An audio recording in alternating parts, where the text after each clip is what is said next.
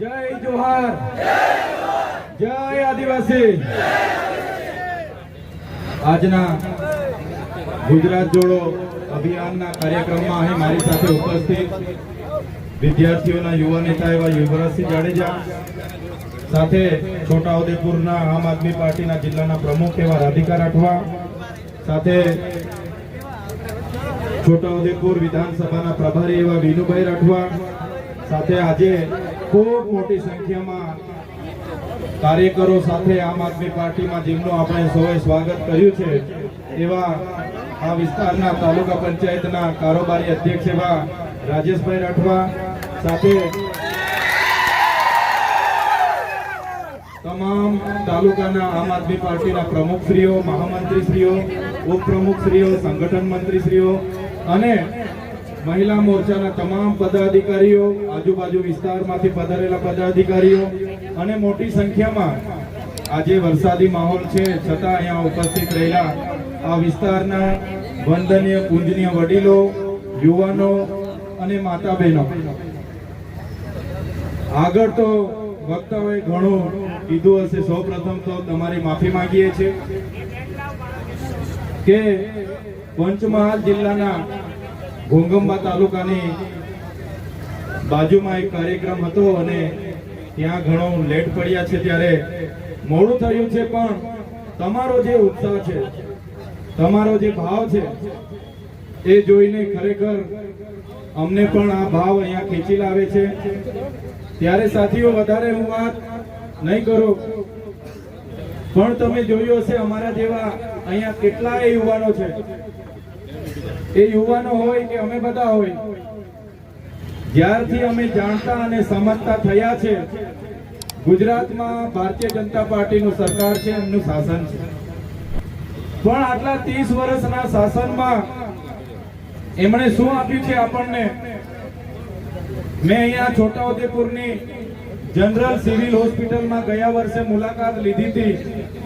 ડોક્ટરોની ત્યાં ભરતી નહોતી, જગ્યાઓ ખાલી હતી, સાધનો યોગ્ય નહોતા, ડિલિવરી માટેની બહેનોને રિફર કરવામાં આવતી હતી। એ જ પ્રકારે અહીંયા પુનિયાવાડની ધરતી પર આજે ઊભા છે ત્યારે અહીંની એકલવ્ય મોડલ શાળાની પણ મેં ગયા વર્ષે મુલાકાત લીધી હતી। આ વિસ્તારમાં શાળાઓમાં પૂરતા શિક્ષકો નથી, શાળાઓના ઓરડાઓ નથી, એ બાબતે પણ ભૂતકાળમાં અમે રજૂઆતો કરી છે। અહીંયા જીએનએમના નામે બોગસ કોલેજો ચાલતી હતી, અહીંયા નકલી સિંચાઈની કચેરી હતી, ત્યારે પણ અમે સરકારને અહીંયા આવેદનપત્ર આપીને અહીંયા વિરોધ પ્રદર્શન કરીને ધ્યાન દોર્યું છે। ત્યારે જ્યારથી 2022ની વિધાનસભાની ચૂંટણીમાં ચૂંટાયા અને ચૂંટાયા બાદ જ્યારે અમે ગુજરાતના આદિવાસી અંબાજીથી ઉમરગામના વિસ્તારના લોકોના કામકાજ કરવાનું શરૂઆત કર્યું, લોકોના અવાજ બનવાનું શરૂઆત કર્યું, તમે પોસ્ટ મેટ્રિક શિષ્યવૃત્તિની યોજના હોય, મનરેગા કૌભાંડની યોજના હોય, નલ સે જલના કૌભાંડની યોજના હોય, 73A ની જમીનોના કૌભાંડની યોજના હોય કે આ વિસ્તારમાં નર્મદાનું પાણી મળે, એનો અવાજ આપણે જ્યારે પણ કર્યો છે ત્યારે આ સરકારને બધું ગમતું નથી અને સરકારે અહીંની વરવી વાસ્તવિકતા સ્વીકારવાની જગ્યાએ વિકાસ વિકાસ વિકાસ, એમના વિકાસની રથયાત્રાઓ એ લોકો ફેરવી રહ્યા છે। ત્યારે અમે બધા સરકારમાં આવી રજૂઆતો કરી, એમને વાસ્તવિક ચિત્ર બતાવીએ એટલે સરકાર પોલીસનો ઉપયોગ કરીને અમારા જેવા ધારાસભ્યને પણ જેલોમાં મોકલે છે। તમે જોયું હશે, હમણાં બાપુએ કીધું, યુવરાજસિંહ જાડેજાએ, કે મંત્રીમંડળ હમણાં બદલે છે, પણ આપણા વડવાઓ કહેતા હતા કે ભેંસ ઓછું દૂધ આપે તો ભેંસના ખીલા બદલવાની કરતા આપણે ભેંસ જ બદલી નાખવા પડે। ત્યારે આ લોકો ભલે મંત્રીમંડળ બદલતા હોય, આવનારા 2027માં આપણે બધાએ સરકાર જ બદલી નાખવાની છે। ત્યારે આપણે સરકાર જ બદલી નાખવાની છે। 30 વર્ષ એ લોકોને આપ્યા છે માત્ર ભ્રષ્ટાચાર। આપણા વિસ્તારમાં એક નાનો કામ કરાવવા માટે આપણે પૈસા આપવા પડે એટલો મોટો ભ્રષ્ટાચાર એમણે કર્યો છે। એ ઉજાગર કરી એટલે અમારા જેવા નેતાઓ પર પોલીસનો ઉપયોગ કરીને ખોટા કેસો કરવામાં આવે છે. તમે જોયું હશે હમણાં એટીવીટીની યોજનાની મીટિંગ છે એમ કરીને અમને બોલાવ્યા. એટીવીટીની યોજના એટલે તમે જાણો છો આપણા વિસ્તારના લોકોના પીવાના પાણી, રોડ, રસ્તા, ગટર લાઈન, આવાસ, શિક્ષણ, આરોગ્ય માટે અમારે આયોજન કરવાનું હોય છતાં આ લોકોએ પ્લાનિંગ પણ મને બોલાવ્યા અને ત્યાં કોન્ટ્રાક્ટરોને એમાં સભ્ય તરીકે એમણે લીધા. ત્યારે મેં એટલી જ રજૂઆત કરી કે અમે ચૂંટાયેલા લોકો અહીંયા સભ્ય તરીકે બરાબર છે. અમે કોઈ પણ એનજીઓ, કોઈ પણ બહારના કોન્ટ્રાક્ટરો કે કોઈ પણ એજન્સીઓને અહીંયા સભ્ય તરીકે અમે ગ્રાન્ટ આપવાના નથી. બસ આટલી વાતમાં ત્યાંના ભાજપના લોકોએ મારી સાથે પ્રાંત અધિકારી કચેરીમાં ઝઘડો આખો કર્યો. તમે જોયું હશે નાની એવી બાબતમાં આખો ઝઘડો કર્યો અને ત્યાંના સાંસદ આખું ટોળું લઈને આવ્યા. આખા જિલ્લાની પોલીસ એમના ગૃહમંત્રીએ મોકલી આપી અને મને તાત્કાલિક ધોરણે એરેસ્ટ કરી લેવામાં આવ્યો. મારી ધરપકડ કરવામાં આવી.